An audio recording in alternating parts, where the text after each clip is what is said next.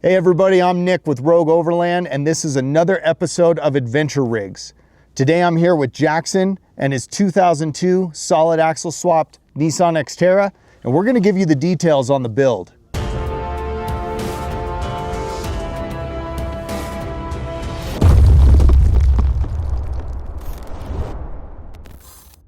Jackson, let's just jump right into it for everybody. As we talked about, we are going to go over your 2002 Nissan Xterra, which is a sick build. Before we jump into the details, let us all know, why did you pick this platform? Yeah, so honestly, this platform was actually my first car that I ever bought. Bought it, my dad's friend had an Xterra, and they sold us to it for $700.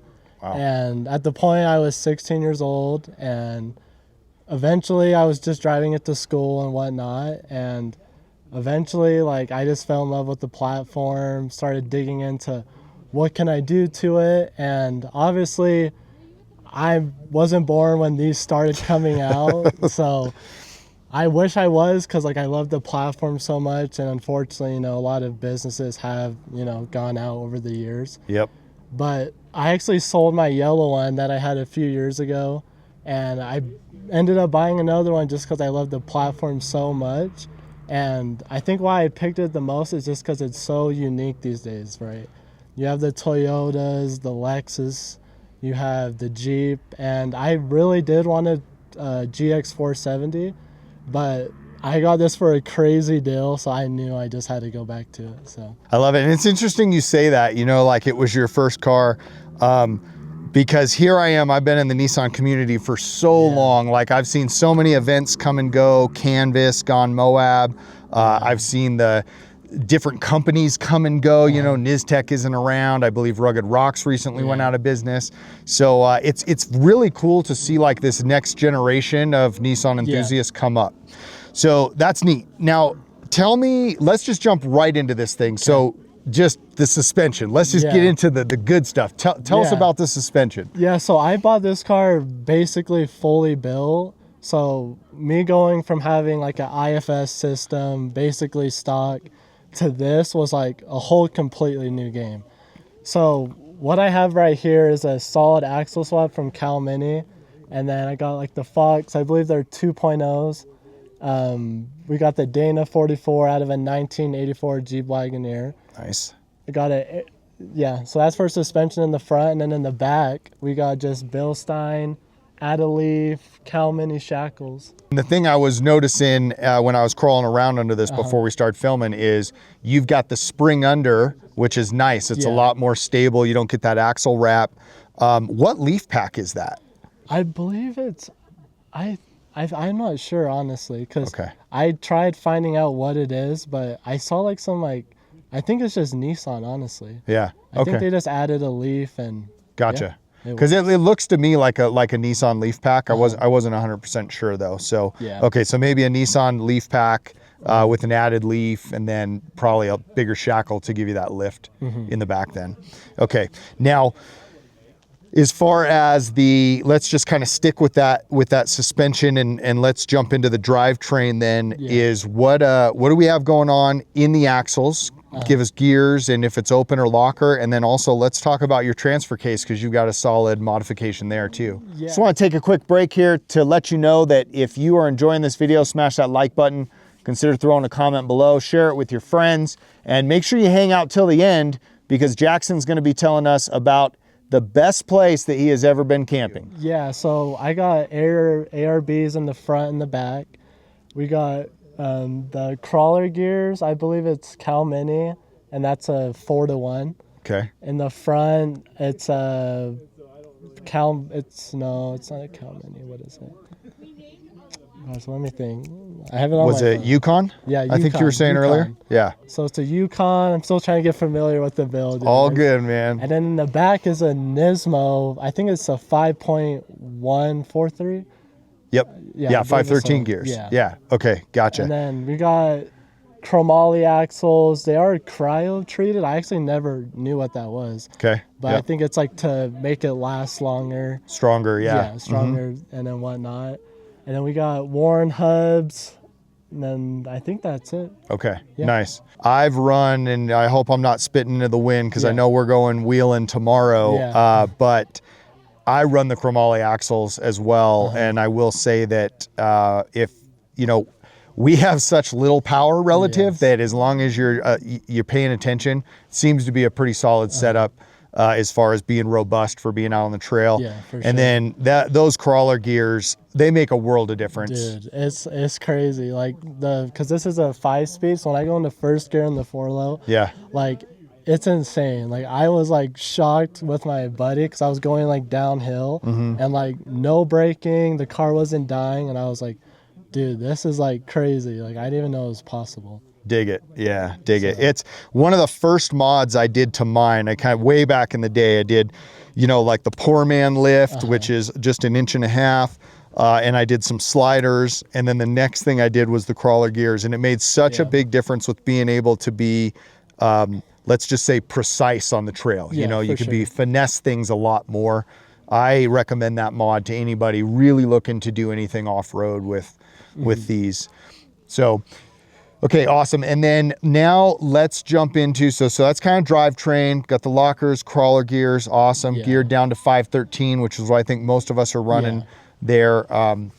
Somebody can comment below if I'm wrong, one of you Nissan gurus, but I think that's the lowest gearing that you can get in for our rear axle. Okay. Yeah, I feel like that you can't really go any deeper than that. So that's what most of us are running. Let's talk about armor, because you have a really cool setup in the front here. And I'm not sure if this is like a custom thing or so. Tell us about it. So I believe the front bumper, it is custom because I haven't seen anything for sale specifically that looked like that. And then I actually did have some Shrockwork skids that I've collected over the years, and I always wanted to put them on my yellow one, but I knew like I probably wasn't gonna really need them because I wasn't doing anything too crazy. Yep. But this one did come with just that Calmini skid in the bottom. Awesome. And then I got a gas tank skid. I believe this brand I'm not super familiar with, but it's like the SS. SS, not, it's not Shrockworks, it's Skid Row. Skid Row. Yeah, Skid Row. Okay. Yeah, so I have the gas tank skid and then just like that, the transfer case one right there. The trans skid. Okay, yep, for the Calmini one that runs all the way. Yep. Okay, and then these look like custom sliders to me, but do you know if they're custom or if that's from a company? They're actually Calmini. Oh, they're Calmini sliders. Oh, okay. I honestly never saw those. Wow. I think they have some newer ones if I'm mistaken, but gotcha. But yeah, they say Calmini right there, so I was like, heck yeah, dude. Heck yeah, man. I missed that. If there's a big old Calmini on the side, I totally missed it. Okay. All right, nice. Yeah, and that's solid. Tell us then about the wheel and tire package that you have going here, because I know you were telling us we're going to call this like a retro wheel and tire package. I think you were saying they're like 10 years old or something. Dude. What's actually funny is all of them are 10 years old besides the rear one. Okay. And it's literally 16 years old. Wow. So the spare. Yeah. So it's an old tire, but hopefully I don't have to use it. But I'm going to get new tires soon. But since this car's been sitting for so long, I've just been trying to fix everything up to maintenance and get this car ready for the trail. Gotcha. So the next step definitely would be some new tires, even though they're actually in great condition. They're not cracked or beat up super bad. Nice. But yeah, those are 35-inch tires on a 15-inch Steely. Nice. So they're big tires for sure. Awesome. Now I know somebody's going to potentially ask, and I was trying to think on mine, and I don't remember off the top of my head. Do you happen to know the back spacing on those Steelies? I don't. Okay, that's okay. I'll try to look it up and throw it down in the comments or blast something over the screen here. But yeah, it's I hear the comments now. Definitely, those tires are dangerous to be on the highway. Yeah. So yeah, it's tough though, because when you take an old rig and you're trying to go back through the maintenance that hasn't been done, I mean, it's a lot of work to get it back up to running condition. Yeah, like I had this whole thing completely apart, the whole front end. Yeah. Because I did, repack the bearings, we flushed the fluid, I had to fix the pinion seal. In the back, I had oil spitting out of the RTV seal. Like, I had to fix a lot of things, like, just in the last few months to, have no leaks, because like that was one of my biggest things I hated with my yellow one. Yeah. Is just constantly seeing the rear main seal just leaving oil. Right. So that was the first thing I did, and then from there just started making it look good and just getting ready for the trail. Love it. So love it. But yeah, new tires soon for sure. We'll see. Like, what would your opinion be? Like, what kind of tires do you feel like would look, not like just look good on the car, but like would perform good on this car as well? Because I know you're running Generals as well, right? What's that? You're running the Generals as well? Yeah, I am. So a funny story about that. And you know, tires is a subjective thing. So please, you know, don't attack me, but hey, throw your comments below. Let us know what tire you think is the best one out there. I used to be a BF Goodrich guy, like hardcore. Yeah. Started with the all-terrains, ended up with the KM, you know, the KM3s. Love them, but they just get chewed up. They chunk out. I'm just not a fan of them anymore. I ended up with the Generals, the mud terrains, because the KM3s weren't available. Oh, yeah. And I love them. I went on obstacles in Moab that I had run the year prior with the KM3s, and the traction was insanely better. Like you could just feel it. Good, yeah. So I'm a huge fan of those. I had a set of Goodyear Wrangler, you know, the Kevlar tires. Yeah, I ran those too. Didn't have great results personally with those. The only tire, knock on wood, that I've ever had a flat with. So for me right now, it is the Generals. That being said, I've never run Nittos before, although I do hear those are pretty heavy. And then Mike, with the little black Toyota, he just started doing the Milestars, and he's had great results with those. He's got some wheeling under his belt with him, and he's got good results. I'll potentially try a set of those next. Tell us about the engine, because I peeked a little under the hood and I noticed a little bit going on there. So tell us about what's going on with like any engine modifications, anything like that. So I have a cold air intake, just an air raid. Yep. Got the factory supercharger. And honestly, from what I remember what the buyer told me, I know they did a little bit of engine work. Okay. I think they like did something with like the supercharger, but change the pulley maybe or something like that. Yeah, honestly not a ton, and it's running great. The only thing that happened actually a few weeks ago was I was on the freeway, I went to go into fifth gear and it was in neutral, and I revved it like super high. Okay. And I was like, holy crap. And then actually on this side I have a what do you call it, an exhaust leak? I heard that when you were moving around. Yeah. Yep. So it's been bugging me lately, and I tell you what, dude, get those Doug Thorley headers, man. Yeah. Makes a world of difference. Yeah. That's just, and it's so much easier to work around everything in there. Those cats are in the way. It's such a pain. So yeah, get those headers, because every time you'll replace those exhaust manifolds, they're just going to crack again. Yeah. So, and then also though, tell us about the alternator, because you got that souped up alternator in there too. Yeah. So that came with the car. So that was an add-on, you know, especially if I want to add more lights. That's something that this car is lacking, is I need some good lights on the truck. Yep. So I'm thinking either probably not ideal to put a light bar up front, but we'll probably run something up on the roof rack. Okay, nice. Yeah, I mean, speaking of that, since we're right there, so electrical wise, yeah, you've got that upgraded alternator. I believe that was one available from Rugged Rocks, as I recall. And then, yeah, you got a couple, I don't know, they kind of look to me like maybe just Amazon lights up here. Yeah. So, Aurora, maybe, Acora.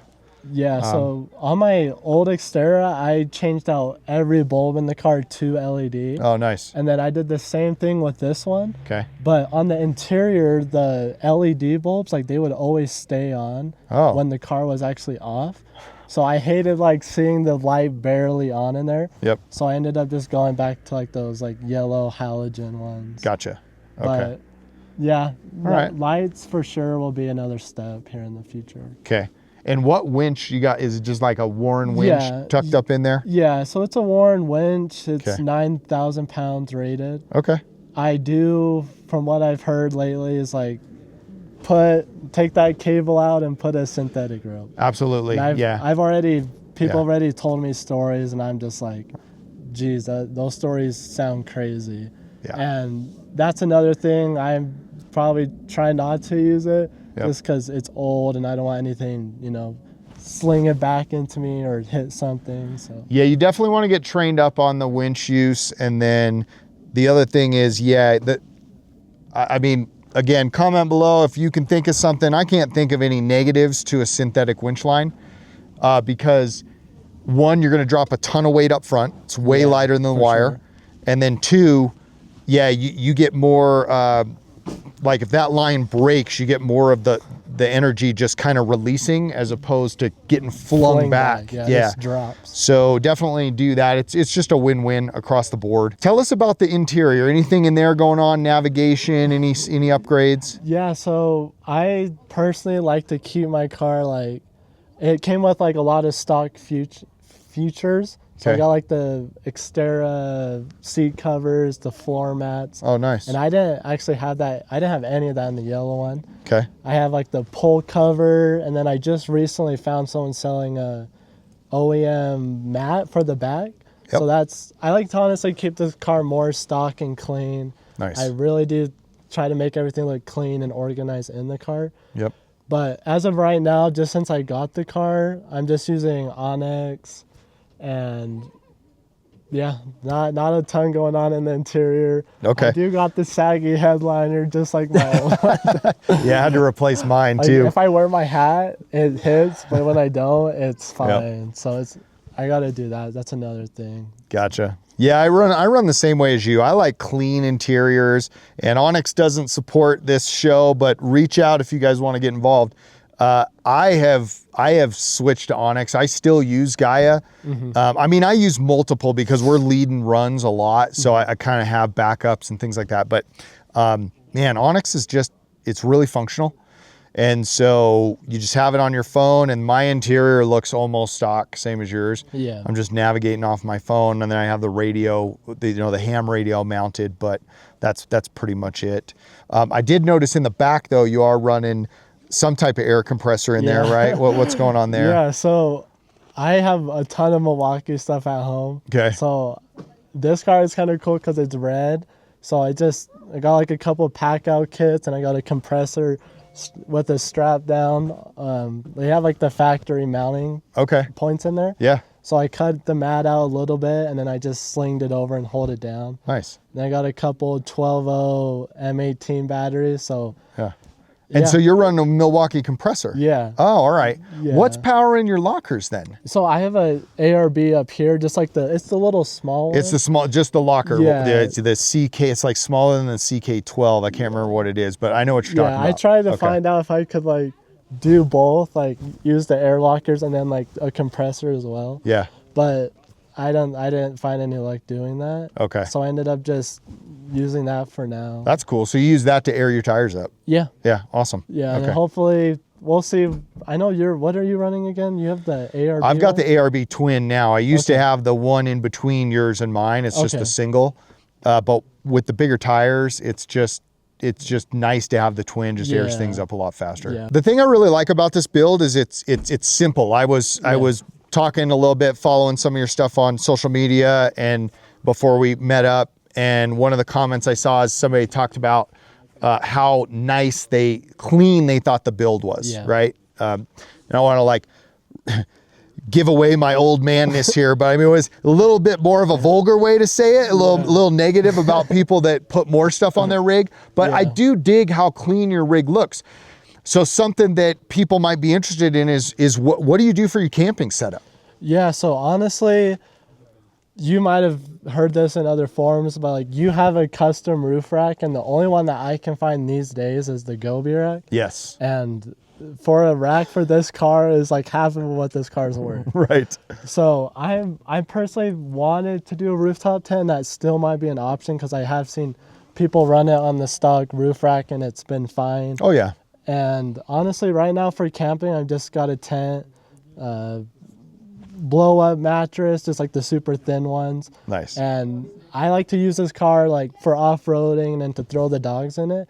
So it's really easy just to take out a couple things, or even if I store it on the top of the roof, it's super easy and time efficient where I can just take a couple things out. And it's super simple on camping, honestly. It's a great way to go. If you're interested in ideas for camping, definitely check out the Adventure Chat podcast. And that's where Mike Schaefer and I talk about all things in adventuring. And we have one episode where we talk specifically about our experience with camping equipment and things you should use. And one of the things I'll speak to on that is I've done it all. I mean, I've been in shift pods, I've been in habitats, been in rooftop tents, ground tents, sleeping under the stars, you name it. Yeah. And I think there's fun things about all of them, and there's for sure pros and cons about all of them. One of the things we've kind of circled back to after, 25 years or whatever of experience or more is keep it simple, stupid. A rooftop tent is awesome. I like them. They're fun. It's nice to be off the ground. But if you're more of a hardcore wheeler than an overlander, throwing a tent inside is so much nicer, or throwing a light tent up on the roof is so much nicer because those rooftop tents are 250 pounds. So it's something to consider. I like what you're doing here. And I will say the reason why I went with a custom roof rack is because of the lack of weight load and function of that rack. My rack is just flat and has all kinds of tie downs. I can put anything on it, any combination of things. I could put a rooftop tent. I could put a ground tent with some sleeping pads. I can put bins that have camping gear. That roof rack is very limited. Yeah, unless you have like a Heps design drop-in, which I don't even think he's around anymore. No. Unless you have like a Heps design drop-in rack, it's just not a lot of functional space. Yeah, for sure. So anyway, nicely done. I love the clean setup. Tell me about any spare parts that you're carrying around. Yeah, so since I had this thing torn apart, basically, I replaced all the tie rod ends. So I just took them all and just threw them back in the truck. Nice. Because who knows what can happen on the trail, right? True. So for spare parts besides the tie rod ends, I do have a drag. What's the drag link one? What that connects to the pitman arm? I think it's just like a drag link end. You're talking about down the Y, like on the bottom? No, on the top where it connects to the pitman arm. Oh, yeah, drag link. Yeah, so I just have, honestly, just that right now. I know I've talked to you a little bit about should I carry an extra axle, and the biggest point of advice you said was like just try not to big wheel spinning. And I know a lot of people have that confidence with like newer cars, but like for us, it's like we should just take it slow. And this is, an older axle too.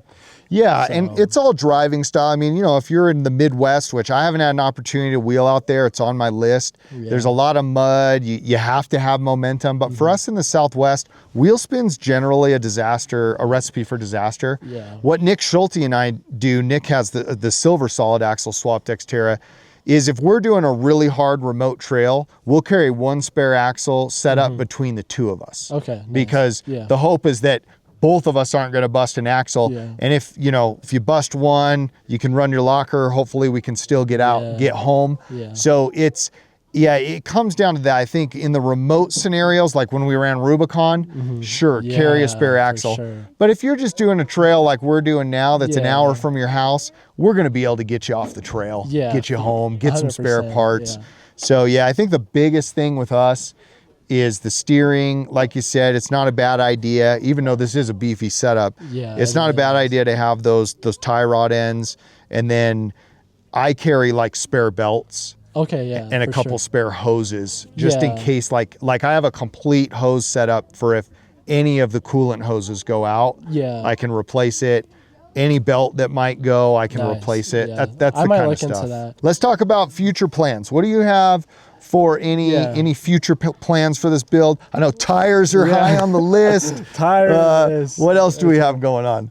So I had a couple opinions on if I should change the paint color. Like I was getting family members, my girlfriend telling me, let's see. He's saying no too. We got Mike off camera here. Official decision. No change in the paint cover. Yeah. So I personally love the color, and it's actually in great condition compared to a lot of Nissans. Oh yeah. So this thing's been garage kept, and I think I'm gonna keep it. The headliner, everything. This car is built, so I'm just fixing up the little small things. I love it. So that's what's honestly a blessing about this car is I don't have to do a ton. I didn't have to spend crazy money like maybe you did back in the day. Yeah. Back in the day, what the hell? How old do you think I am? No, just playing. What I'd like to do now is talk a little bit about kind of your background. So give everybody a little idea, a little more about you. How did you get into off-roading? Like what, or automotive? Yeah. What did that path look like? Yeah, so when I got my first Nissan, I was just driving it to school. I didn't think anything much of it. And eventually I started, doing what every man's terrible, what do you even call that? Just our addiction of just, I want to upgrade this. Make it better. Yeah. And, I had a Corvette a few months ago, and I was always just like, all right, we're going to fully build the motor. We're going to do all these little accessories. And, I started looking actually before COVID, what can I do for this car? And I started putting numbers together. And I was like, I don't think it's going to make it happen. Like, I'm just in high school. Mm-hmm. And then after COVID happened, like, everyone, like, a lot of big brands started just, going out of business. Oh, yeah. So at that time, I eventually just, had a pretty good rear main seal leak. And I was just like, what, I think I'm going to sell the car. Okay. And hopefully find something like I just did. But. So is this like basically your intro to off-roading is like right here? Yeah. Wow. That's a heck of a place to start, dude. I tell you, man, hey, everybody throw some comments below. Give this man some advice. If you've been there and you've done that, let's get some off-road advice for him. I'm going to start with one, and you're already doing it because you're out here today with me. We got some of the Mike's with us, some of the other Rogue Overland crew. We've got Connor from Connect Off-Road. Get in with people. People that have been there and done it so that they can take you under their wing. These days, and again, I'm going to sound like that old guy on his soapbox, with social media and Google Maps and Onyx Off-Road and the ease of being able to just say, oh, I want to do that trail. Boop, boop, boop, boop. There it is. And I'm just go and it takes me there. I don't have to read any maps. I don't have to read any books. Yeah. I don't have to find an off-road group to be with. You have an insanely capable rig. The thing you need to do now is develop your education, your off-road education. Yes. And the way to do that is get out there with some people like us and some other people in the community, and they're going to help you and they're going to teach you, and that will pay dividends in the years to come. Yeah, for sure. So keep that in mind. That's super cool, man. I'm like so pumped for you that you get to, I mean, man. I know, I'm 21 years old and this car is older than me, like by a year. So I'll kind of let you decide then on this one, because maybe you haven't done enough wheeling to have an opinion or camping. You make the call. So let everybody know, we want to know, what is your favorite place that you've either wheeled or camped? So right where we're at right now is, where I like to spend my time. All right. It's not too far. I'm not, driving super far. Okay. So honestly, American Ford Canyon's been my favorite so far. Love it. And that's where we're headed tomorrow. That's where we're headed tomorrow. We'll have to see my favorite spot. Yeah, I love it. We're chasing down the hardest trails that we can find in this area. All right, man. Well, hey, thank you so much for taking the time. I dig your rig, and I am so excited to see how it does tomorrow. If you guys enjoyed this video, smash that like button, throw a comment below, help this man out with some tips on off-roading, and you can check out our other videos. We have the Rogue Overland Expedition videos, we have gear review videos, trail review videos. You can also check out the Adventure Chat podcast, where Mike and I talk about all things adventure, and we'll see you on the trail. Copyright Rogue Overland 2025, all rights reserved.